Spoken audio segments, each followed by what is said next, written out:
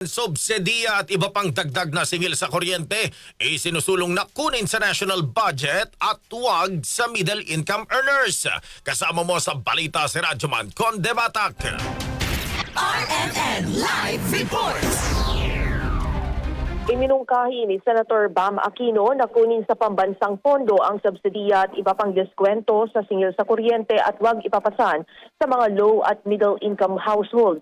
Isinulong ito ni Aquino matapos na umani na reklamo ang Meralco mula sa natanggap na bill shock ng mga consumers ngayong buwan ng Abril. Inihain ni Aquino ang Senate Resolution No. 375 na umihiling sa Committee on Energy na silipin ang disenyo, pagtukoy ng mga benepisyaryo at pagpopondo ng mga subsidiya, partikular ang lifeline rate na itinatadhana sa ilalim ng Republic Act No. 9136 o ang Electric Power Industry Reform Act.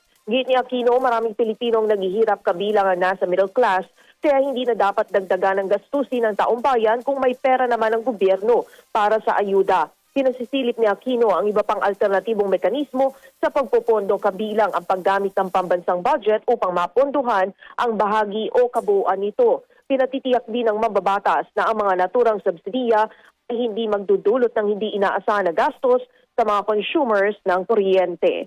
Kasama mo sa DZXL RMN Manila, Radyoman Conde Batak, Tatak, RMN. RMN Network News.